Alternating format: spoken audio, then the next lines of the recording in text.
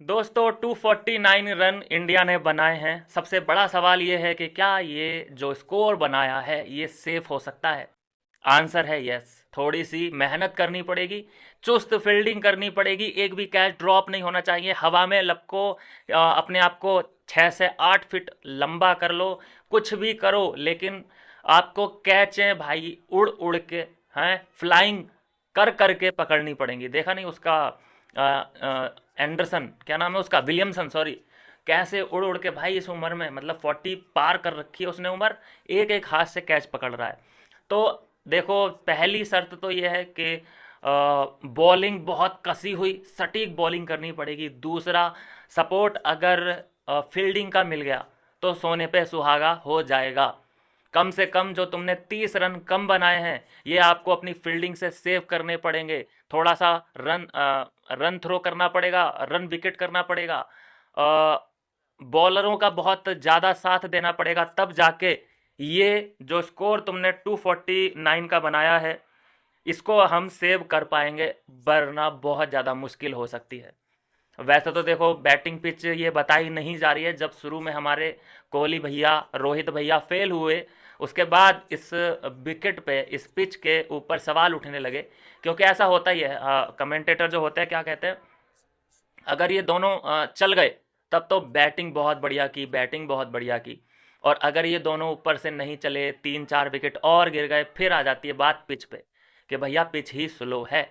और फिर पिच का बायोडाटा दिखाया जाता है कि देखो जी, 3 साल में इसमें, 3 साल के रिकॉर्ड में इसमें 260 रन से ज़्यादा बने ही नहीं है, चेज ही नहीं हुए। तो ये डाटा निकल के सामने आ जाता है। तो चलिए खैर, वो पुरानी बातें हो गई, लेकिन अगर श्रेयस अय्यर और थोड़ा सा अक्षर पटेल ने यहाँ पे जम के दम के बैटिंग नहीं की होती तो बहुत ज़्यादा निराशाजनक स्थिति इंडियन टीम की हो सकती थी। थैंक यू कि उन्होंने अच्छी पार्टनरशिप लगाई। उसके बाद कुनफू पांड्या ने भी 100 के स्ट्राइक रेट से जो रन पेले हैं, दे दनादन 42 रन मारे हैं हार्दिक पांड्या ने भी। तो एक कहूँगा कि एक अच्छा खासा, मतलब एक रिस्पेक्टेड स्कोर यहाँ पे बन चुका है। ऐसा नहीं है कि 200 से नीचे ही कहानी लुढ़क गई। एक टाइम लग रहा था जब ये 3 विकेट गिर गए थे 50 रन के अंदर अंदर, बहुत हालात ख़राब थे। एक पार्टनरशिप की ज़रूरत थी। और फिर जो पार्टनरशिप लगाते हैं श्रेयस अय्यर और अक्षर पटेल, तारीफ़ करनी पड़ेगी कि उन्होंने उस मुश्किल फेस को झेलते हुए अच्छी खासी पार्टनरशिप लगा दी। और वो ही पार्टनरशिप थी सबसे बड़ी, 98 रन की वो पार्टनरशिप लगी थी जिसकी बदौलत 249 पे भारत खड़ा है।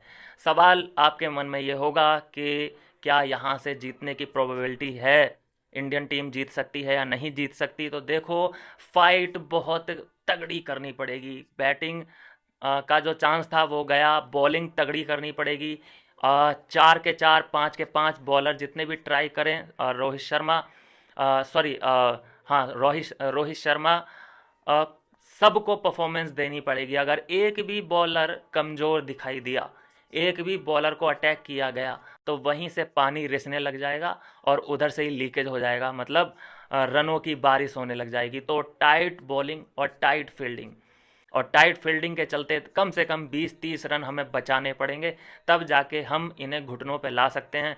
अदरवाइज़ देखो, दूसरा ऑप्शन तो यह है कि अगर मान लो 1% के भैया हार भी जाते हैं, तो फिर ऐसा तो नहीं है कि हम चैंपियंस ट्रॉफी से बाहर हो जाएं, बिल्कुल भी नहीं। हमारा जो मुकाबला पहले होना था साउथ अफ्रीका से सेमीफाइनल में, वो होने लग जाएगा ऑस्ट्रेलिया के खिलाफ। उसमें कुछ भी बुराई नहीं है।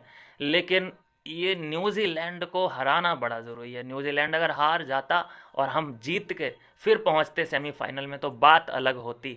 लेकिन ये बना हुआ ना, गले की हड्डी बना हुआ है ये न्यूजीलैंड। इससे हमारी राइवलरी भी नहीं है, हम इससे चिड़े हुए भी नहीं हैं। हम ऐसा इंटेंस मैच भी नहीं होता है, लेकिन साला ये लोग हमें हरा के चले जाते हैं। पता नहीं क्या खाते हैं, इतनी कम आबादी है इनकी, लाखों में, मतलब अपन तो क्या है कि कई 150 करोड़ लोग हैं अपन, लेकिन ये कुछ लाख हैं। इनका देश इतना छोटा है और उसमें से देखो कितने बेहतरीन खिलाड़ी ये लोग निकल के आ रहे हैं। सबको हराने की ताकत रखते हैं ये लोग। तो भाई यहाँ पे ये तो अच्छा है, भला है भैया कि पांड्या का बल्ला चल गया। 42 रन बना दिए उसने 42 बॉलों पे। पिच बताई तो यही जा रही है कि भाई बहुत टफ है। अब इसके बाद होता यह है कि अगर ये पिच, यही पिच न्यूजीलैंड के लिए सही खेलने लग गई, मतलब उनकी बारी पे ये ऐसा लगे हमें देख के कि ये तो बैटिंग पिच है, तो फिर हमारे बल्लेबाजों की पोल खुल जाएगी। तो जैसी पिच ये इंडियन टीम के बल्लेबाजों के लिए थी, खेली थी, वैसा ही उनकी टीम के लिए भी खेले तो अच्छा होगा।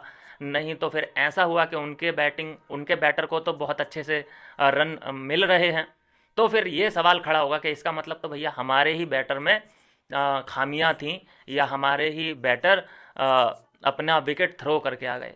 तो बहुत सवाल खड़े हो सकते हैं। इसके लिए हमारा फुल सपोर्ट है भाई कि अपनी फील्डिंग और बॉलिंग टाइट कर दो। 30-40 रन अगर आपने रोक लिए पूरे मैच में तो मैच बराबरी पे खड़ा होगा, और अब भी मुझे पूरी उम्मीद है कि इंडियन टीम इस मैच को जीत जाएगी। कम मार्जिन से जीतेगी, 1, 2, 5, 10 रन अंदर अंदर रोक लेगी। लेकिन मुझे पूरी उम्मीद है हमारी बॉलिंग लाइन पे और फील्डिंग लाइन पे कि हम ये मैच ज़रूर जीतेंगे। मिलते हैं दोस्तों नेक्स्ट वीडियो में नई अपडेट के साथ।